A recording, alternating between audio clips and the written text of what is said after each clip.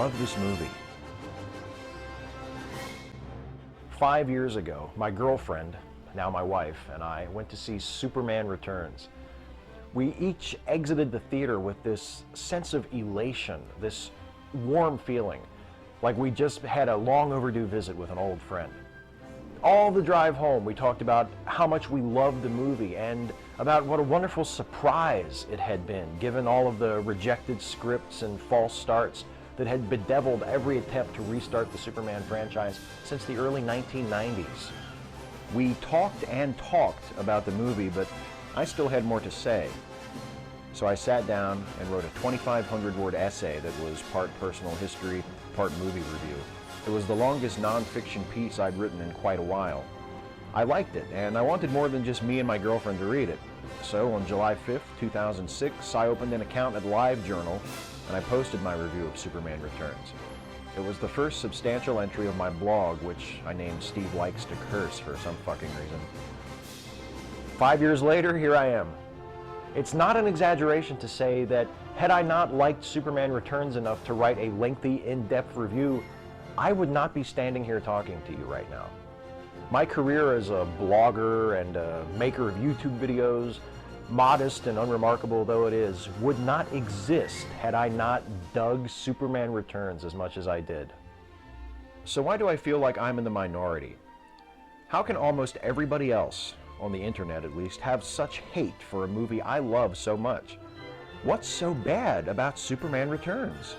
There are a few common complaints about the film that I want to address, and then I want to talk a little bit about why I think so highly of Superman Returns, and mention a few of its strengths that I don't really hear discussed too often when the subject comes up.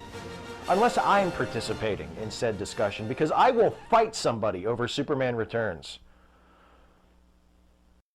So, complaint number one. Superman Returns is unoriginal. Unlike Christopher Nolan's Batman films, which exist separately from the earlier Tim Burton Joel Schumacher series, Superman Returns incorporates elements of Superman the movie and Superman 2 into its backstory. Its score also uses the classic John Williams themes, and the credits are done in the style of Richard Donner's Superman. It deliberately evokes the Christopher Reeve Superman films. This was a problem I anticipated having with the movie before I saw it. Bryan Singer and his creative team were pretty coy about their movie's connection to those earlier films. It was a sequel to Donner's Superman, but not really. It was kind of a sequel to Superman 2, but then again it wasn't. Sounded confusing. But then I saw the movie. The theme from that old John Williams score started up, those blue opening titles started flying out at me, and I realized that this was exactly what I had been waiting for. Just like Bryan Singer, I remember the Christopher Reeve Superman films fondly from when I was a kid. Of course, he's a little bit older than I am. By the time I came around, the only way to see them was on VHS or the occasional network TV broadcast, but I loved them anyway. And when Superman 4, The Quest for Peace came along, I did get to see that one on the big screen, and I loved it too. What do you want? I was 7. The point is, by the time Superman Returns came along, I was 26 and ready for a nostalgia trip. But if that's all Superman Returns was, I probably wouldn't love it as much as I do. It does use some of the old music and title design. It does make vague references to events from the first 2 Christopher Reeve films. Lex Luthor has another insane scheme to grab some real estate, and some scenes are deliberate echoes of scenes in those earlier films, particularly this one, where Lois Lane once again joins Superman for a night flight over the city of Metropolis. But, contrary to what some critics and a lot of disgruntled fanboys have said, these elements aren't there due to lazy writing or because Bryan Singer wanted to remake the Richard Donner original. When we're presented with a scene like this one, it isn't to show us how similar this movie is to Superman the movie, it's to illustrate how much things have changed. Remember the original scene in Superman the movie? Superman has been getting to know Lois as Clark Kent and is already falling for her. Lois doesn't see much romantic potential in Clark, but she's all over Superman. This is the first time they've seen each other since Superman saved her life, and they're both nervous, feeling each other out. Superman flies Lois around the city to show her what he can do, and also to clue her into how he feels about her. It's not everyone who gets a private flight around Metropolis at night with Superman. When it's over, Superman drops Lois off on her really nice rooftop apartment and flies off alone. There's an innocence, a sweetness, and a romantic longing that sets the tone for the rest of their relationship. They like each other, a lot, but he's Superman with a growing list of powerful enemies out to get him, and she's a journalist with a knack for stumbling into death traps. There's really nowhere this can go.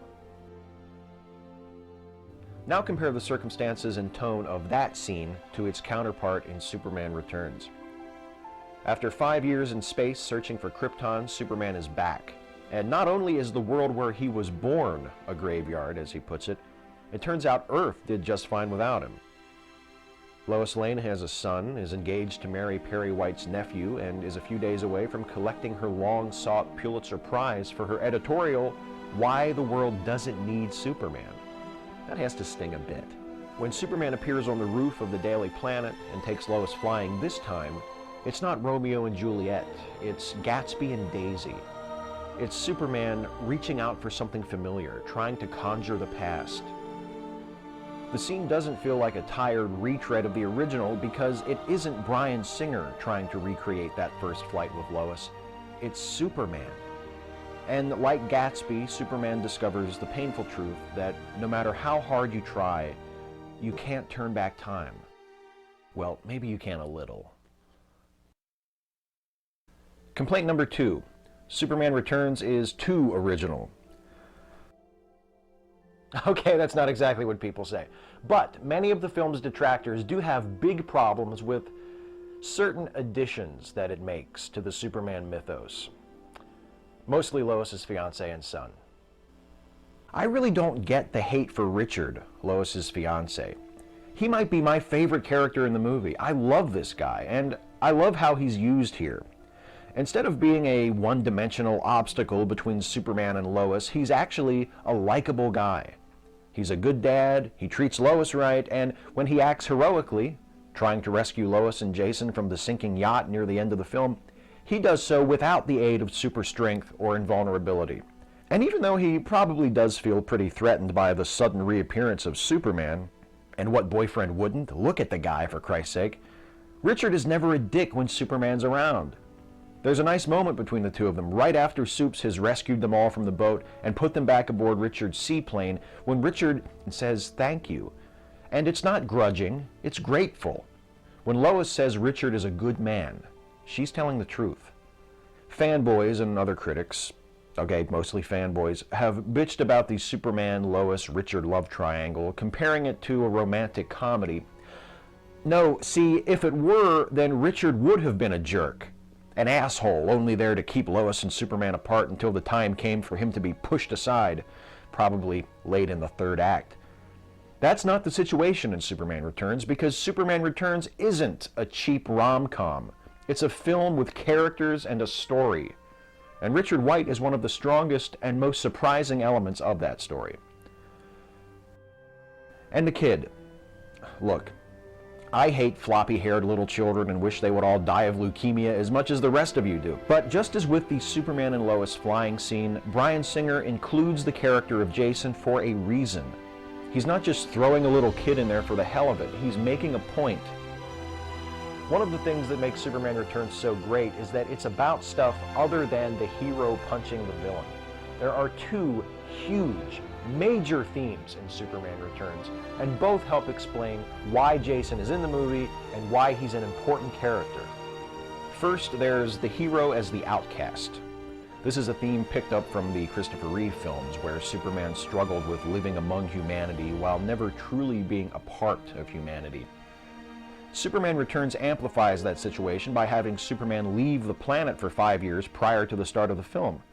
Now, not only is Superman an alien in a human world, he comes back to a world that's moved on without him, that's different from the one he left. He feels like even more of an outcast than before.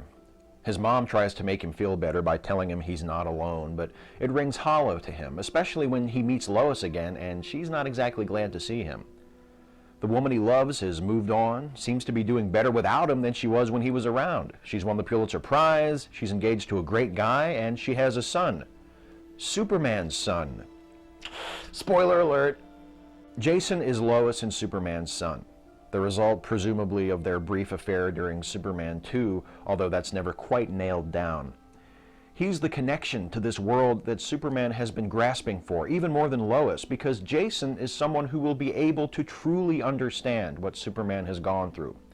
He's not quite human either, but he, along with the rest of the world, thinks Richard is his father, meaning that Superman is alienated even from his own child. The second major theme is fathers and sons, and as you might imagine, Jason figures into this one quite heavily. The relationship between Superman and Jason mirrors that between Jor-El and Superman. Like Superman, Jason has been raised by a man who is not his biological father. Like Superman, Jason discovers who he is when his biological father suddenly reappears in his life. But unlike Jor-El, who was long dead and only able to speak to Superman through the crystals of the Fortress of Solitude, Superman is still alive. He's able to actually be there for his son. Jason can have his real father, not a ghost, and yet, as I mentioned a moment ago, there's that forced separation between them, due to Lois being with Richard and Jason knowing Richard, not Superman, to be his father. Jason's true parentage isn't firmly established until late in the film, when Lois and Jason go to the hospital to visit a comatose Superman. Lois leans in close and whispers something in Superman's ear. We don't hear it, but at that moment, Singer cuts to a shot of Jason touching the S of Superman's costume. And if you're not moved by that scene, I don't know what to tell you. Is your heart made of flint?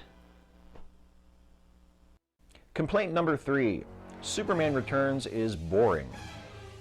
Superman Returns is a little over 2.5 hours long. Apparently that's too long for some people. But the important factor isn't how many minutes are in a movie's running time, it's whether it needs to be that long or not. A lot of stuff happens in the 154 minutes Superman Returns is on screen. Briefly, opening title card explaining Superman's absence. Far-out opening space credits. Lex Luthor swindles the family of his dying old lady wife out of her fortune. Superman's spaceship crashes on the Kent farm. Superman returns, if you will. Lex Luthor goes to the Fortress of Solitude and steals Superman's crystals. Clark Kent gets his old job back and returns to Metropolis, where he learns that Lois Lane has a child and a fiancé. Lex Luthor drops a tiny piece of crystal into some water, growing a great big crystal and triggering a massive electromagnetic pulse that knocks out all the electricity on the east coast of the U.S. The electromagnetic pulse interferes with the test flight of a new space shuttle. Clark realizes there's trouble, changes into Superman, boosts the space shuttle into orbit, and stops the airplane from crashing, saving everyone aboard, including Lois Lane. Superman's back! Everybody's excited. Perry White makes Lois interview Superman even though she doesn't want to. Superman tries to make up to Lois by flying her around the city at night, but she's all like, "Where you been at?" Superman stops a robbery. Giant bullets bounce off his chest. Little bullets bounce off his eyeball. Lex Luthor steals kryptonite from a museum while his girlfriend distracts Superman by almost dying in a car accident. Lois and Jason are trapped aboard Luthor's yacht as he prepares to shoot a crystal into the Atlantic, creating a new continent which will displace half the ocean and kill billions of people. The EMP from the crystal hitting the water knocks out the power again, wreaking havoc across Metropolis. Superman flies around, saving the day. Lois gets a message out to Richard, and he flies to the rescue in his seaplane as the yacht begins to sink. Richard, Lois, and Jason are all trapped in the sinking yacht. Superman makes the save in the nick of time.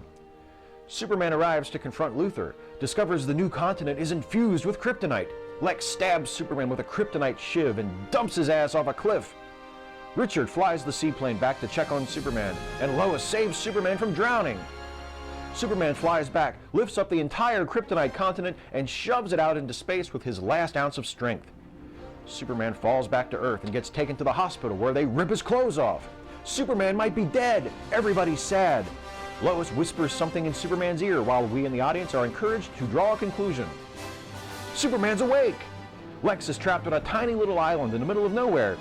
Superman visits his son, tells Lois he'll be around if they need him, and flies off to do the classic Christopher Reeve look at the camera and make a smiley face ending. Not as far out in spacey closing credits. Now, could all of that have been squeezed into, say, 120 minutes rather than 150? Yeah, probably. Could you have left some of it out altogether? Yeah, you probably could have cut a lot of that stuff out and still wound up with a film that would have made sense plot-wise, but it wouldn't have been this movie. This is the movie Bryan Singer wanted to make, and to tell this story, it takes 154 minutes of screen time. I don't know, could I have made that point more succinctly? Also, allow me to remind you that a good chunk of that running time is taken up by action sequences. And they aren't just standard issue superhero stunts. There's some really cool shit in this movie. When I was a kid, I thought the fight between Superman and the 3 Kryptonian supervillains in Superman 2 was awesome. And it was. But the super stuff Superman does in Superman Returns is even more super than that. Saving the airplane, thwarting the robbery, picking up the car, catching the globe, pulling the sinking yacht out of the water, lifting the kryptonite continent into space, flying, super speed, super strength, super breath, heat vision. It's all here. Were you guys who bitched about what a boring movie this is up taking a piss during all of that?